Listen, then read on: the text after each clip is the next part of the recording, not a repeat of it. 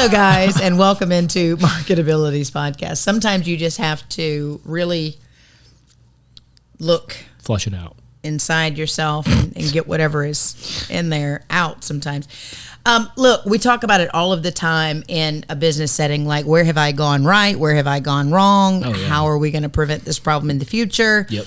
And we all have problems within our place of employment. We know this. And, the age-old rule is you just hope eventually those people find their way out, but they don't always. Sometimes you have to encourage them to, maybe go out, get some more training and come back. There's nothing like a good push. You said it, not me. So, look, for relatability, we thought it would be a good idea today just to sort of run down some of these questions that continually come up here in our office, and I'm sure in your office, and let's see if we can't come up with some strategies or some resolutions, if you will. Okay, so industry challenges. We're in broadcasting, we're in production, we're in show, creation, that type thing. I'm curious. Yeah. What do you think right now are some of the biggest challenges facing what we do right now? I think it has gotten easier and easier to create videos and to create good videos. Everybody with an iPhone. Editing softwares on iPhones now are like incredible. You can do some really cool stuff. So I think that's one of the biggest things that's like a little troubling is like someone can create an incredible video on their phone they have decent lighting, you know what I mean? Right. And it still doesn't compare to what we do. No. But it's always about the perseverance of the consumer. Agreed. And so that's what I'm worried about all the time. And I think that's that's what I do in the audio industry too, is like I'm sitting there mixing and I'm tweaking this tom drum for 30 minutes. And I'm like, are they even going to care? Oh, I know. You know what I mean? It's like, I think they do, but are they going to pay for it? Like, are they going to care enough to pay for it or notice it? No, I'm not even talking about the customer. I'm talking about the consumer. I see. The person listening to that song. Are they going to be like, wow, that rack tom? I don't know. Like, because I don't even do that. Like, whenever I'm listening to a song, I'm like, the snare, kick, and vocal, like, they got to be killing. Okay. And then everything else, I'll fit in around it. Okay. And so that's why sometimes, and so that's another thing is like, if you're editing a video and you're like, this color grade, like, do I spend 3 more hours on it? I know. And you know what I mean? While people are going to watch it on 17,000 different types of screens, and it's not going to look exactly the same. Right. You could have your turn down the light and everything on your phone. Yeah. What do you think? Here's the thing that I'm going to put out there and watching it and what we do and your reaction to what we do. Sure, there is plenty of space and room for you to create your videos, and we encourage you to create your own videos and your content. To fill in the times that we are not shooting for you. You always need that professional grade tom drum tune-up, whatever it is that you just need that, because are you going to stack your website with things that you've done? Probably not. You're not going to want it as a header. You're not. If somebody says, "Hey, we want to hire you as a house band," are you going to send something that you recorded on your iPhone or something that Lucas mixed for you? Right. That's probably going to get you, recognized. So it's a very good point. I think there's a place for everything, but just you still need both. In particular, if you're making that first impression. I think the overarching thing that I missed that I meant to say was I'm worried about the consumers' value perception of what we do. I want to make sure people still understand the value of the time that we take and the effort that we put into what we do. 100%. Yeah. Which leads me into my next question. It matters. It does matter. Yeah. So skills for success. Skills. Yeah. Okay. What are the most important skills for success in this field? Oh. Experience. Having done it a million times. Well, you're talking about skills, right? Skills. Yeah. But those can be acquired through education, through training. Yeah, I guess I need you to be more specific, like skills just in business or like in what, like in video marketing agency business? It would be wonderful if somebody came through the door here at Growing Media and they could do all of that. Right. But what we deal with, because I think it depends on which position you're in. Like in your position, there are different skills that need to be had compared to what I do, compared to what Rob does. right? You know what I mean? I think there are some very general skills that you need to be good at overall, but I think it varies because you can't be skillful at everything.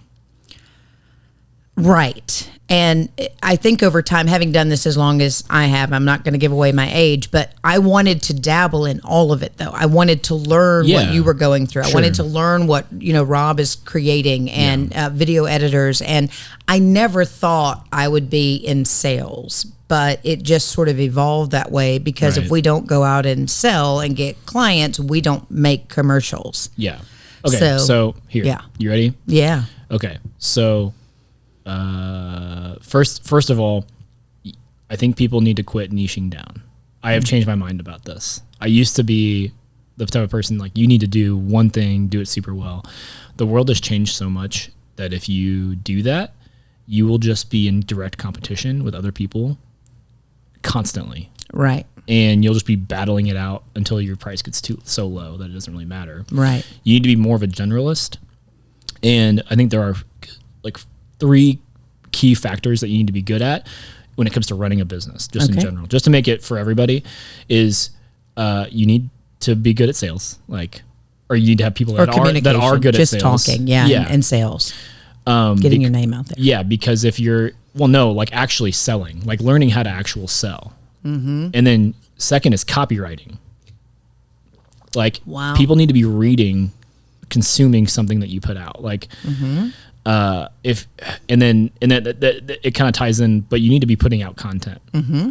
So if you're not doing those 3 things, in my opinion, then it's gonna be tough to just continuously have a business. Right. And then I'll throw in customer retention. Right. Because I think there's a lot of people out there promoting get 10 customers tomorrow, get 5, whatever it is, 5 more customers tomorrow. Mm-hmm. But in the business that we're in, we don't need 5 customers tomorrow. Mm-hmm. What we like to do is retain the customers that we do have, because that's a lot less headache and hard work, and you already have an established relationship.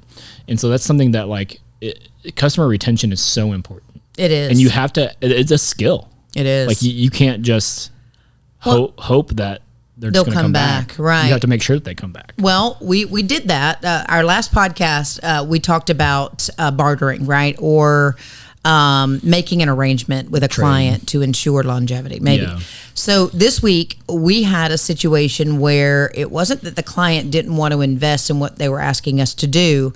It was a steep price tag to the point that they said we would like to have this being a recurring something. That was very exciting to us. Yeah. Because we've never really been a fan of sticker shock. And I don't know in your business, how you're willing to work with your customer to ensure that they're happy, they didn't break the bank, they could still afford what you do. And the way that you get to that sometimes is to say, you know what, we're going to make it affordable this time, but you have to promise us you're going to do this and this, because then that helps us pay all of our contractors, and because they're willing to wait if there's more work down the road. Yeah, I'm more than willing to cut my price if that means you're promising work for the foreseeable future. Absolutely. You know what I mean? Absolutely. Yeah. And I love that practice. So, it kind of goes back to the days of layaway. Does anybody remember layaway? Oh, of course. Where I can't afford it today, but I'm going to lay it away when I can't afford it. But it's nice to be able to use it while you're, laying it away or, taking it away, whatever. Okay. So, very good point. Now let's talk about, this will resonate with everybody listening and watching, motivation and productivity. What are the best ways to stay motivated and productive in the workplace? For motivation,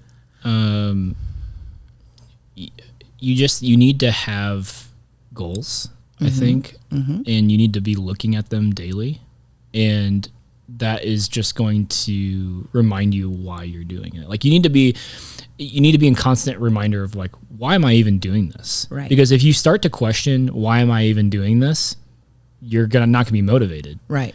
because you're going to be like, yeah, why am I doing this? Like, what's the point? You know Right. what I mean?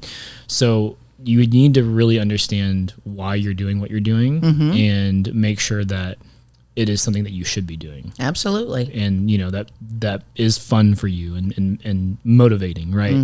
When it comes to productivity, what I've noticed is the best time that I'm ever productive is whenever I have the least amount of distractions. Okay. So if you can limit distractions and hone in your focus, productivity is not an issue. Right. But it's when you got a million things coming at you left and right and notifications, and most of it doesn't really matter, right? You know, it's like you get God, family, and work. Like anything else outside of that is like Right. probably just a distraction. Right. Now, hey, that's, you know, it's an extra for sure. So consider, you know, where that should be in the line of things.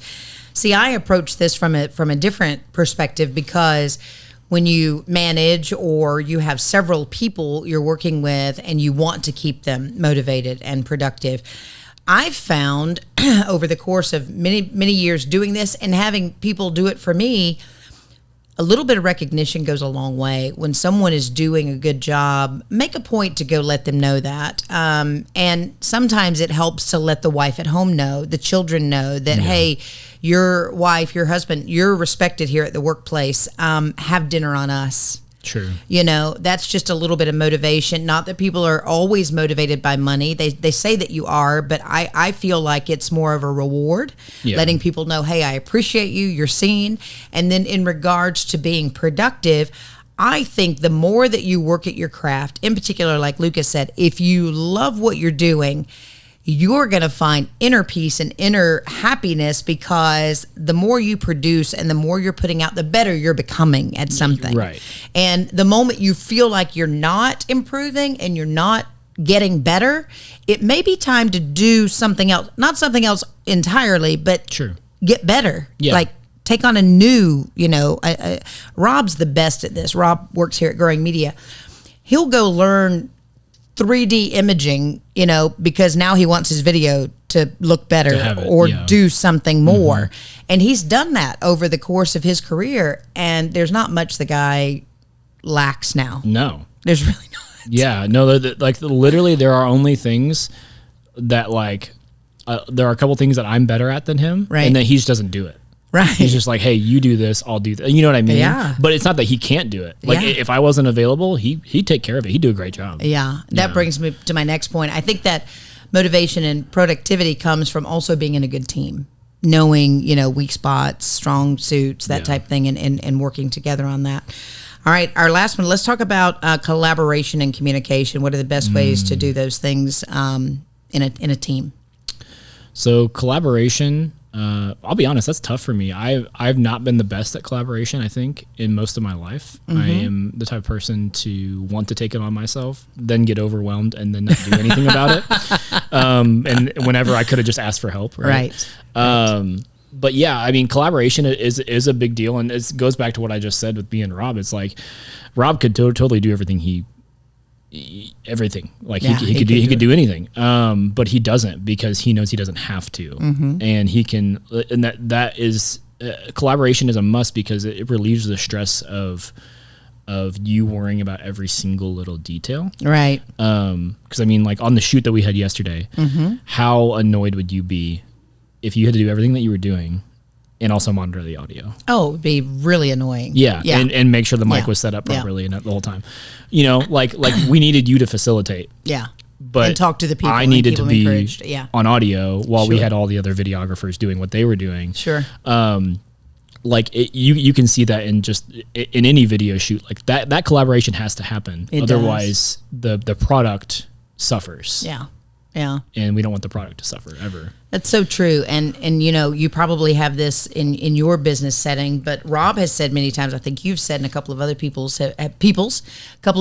here, especially creatives, there are people who enjoy meeting people, selling, talking to individuals, getting the job done. And then there are others who want to be left alone. Yeah.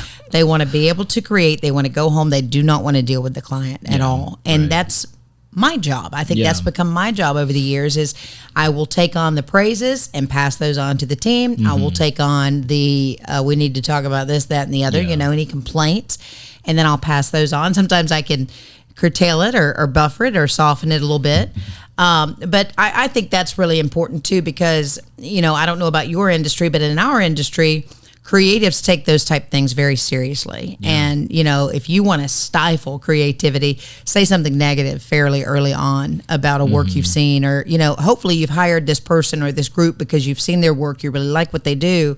Because the moment you come back with, this needs to be changed, this needs to be changed, this, it just kills it. I think it depends on the person too. Yeah. Like you say that to somebody and they'll be like, okay, heck yeah, this is going to make the video better. Yeah. And then you say it to one other person and they're like, you're destroying my art, yeah. Doing all this. And it's like, it just depends on how you look at it. Yeah. And I always remember when I'm editing a video, this is not my product. Mm-hmm. That's right. That's what you got to remember. This almost has nothing to do with me. It doesn't. I'm just like a person in the process of creating this thing. Yes. And I haven't done it by myself, right? Yes. Because I can't. I mean, I could, but it'd be so frustrating. Right. Like, you know what I mean? Right. Like the idea of doing an entire video production, like what we do, unless it's something simple, by myself. No, that sounds painstaking to me. Yeah. Like I feel like my head would be in a billion different places. I would miss details. I would screw something up. You know what I mean? Yeah. And that's the other thing to remember. Don't take for granted that the individual you're working with knows what you want, or, oh, well, they've got it. They'll understand. I have found the more direction you give people, the better the outcome. And I guess for years I thought, I don't want to step on toes. I don't want to say too much. But I think it helps to eliminate frustration with any project you're working on, say you've got a bid or something to go out to a client.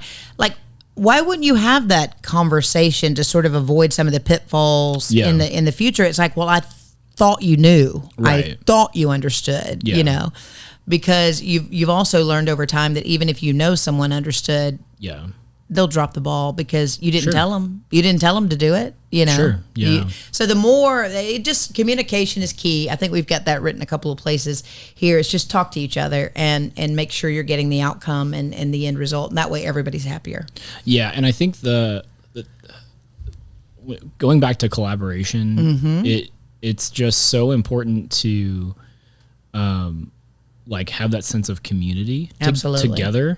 And it only builds the relationship with your client if you guys are collaborating on the project.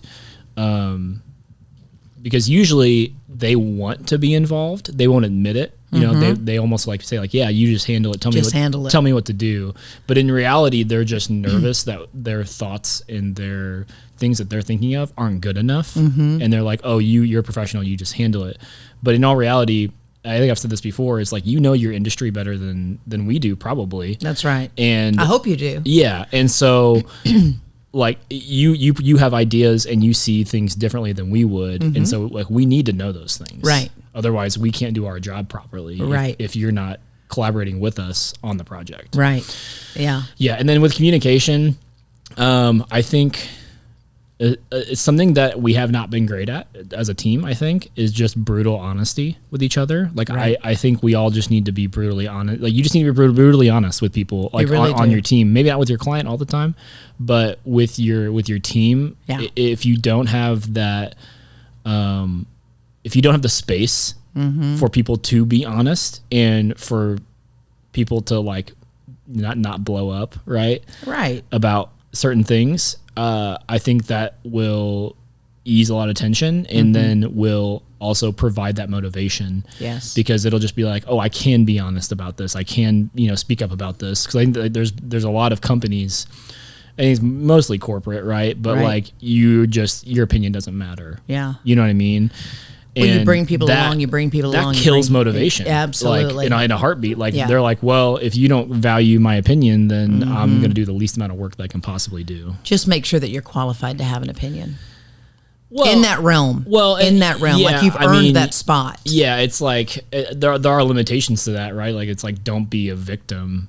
Correct. Like, that's a better way to say it. Yeah. Yeah, Maybe I like, stepped on toes there. Yeah, but no, I mean you're not wrong. It's just there are a lot of people who are just very whiny. Like this, poor me, poor poor this, poor that. It's like no. Like we want you to come with us like with legitimate problems, right? And if and sometimes it's they think it's a legitimate problem, but in reality they're just hurting from something else that's going on in their life. 100%. And so that's why it's like having that communication with your team, even if it is about something personal, just so you're aware of what's going on. Right. Because if you're not aware and they're underperforming, then you're just getting mad at them because they're not doing the job that they're supposed to do, but they didn't feel like they could be honest with you about what's going on in their life. So then everybody's just tension because you know what I mean? Like it creates chaos. Very well said. So communication might be more important than half the stuff we've talked about today. Absolutely. Just nip it in the bud, be honest with one another, and I think you'll be happier with the outcome. So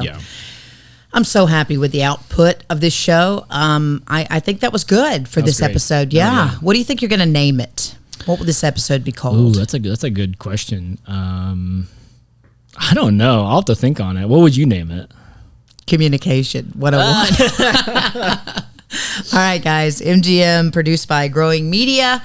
We appreciate you watching, you listening, and if you ever want to do a podcast, we happen to have the largest podcast studio. Is it planet Earth or just probably not planet Earth? I would just say in Southern Illinois. In Southern Illinois, which is where this studio is located. Yeah. But it's customizable. It can be all yours for just the low price of... Tune in next time. We'll tell you. Bye. Bye.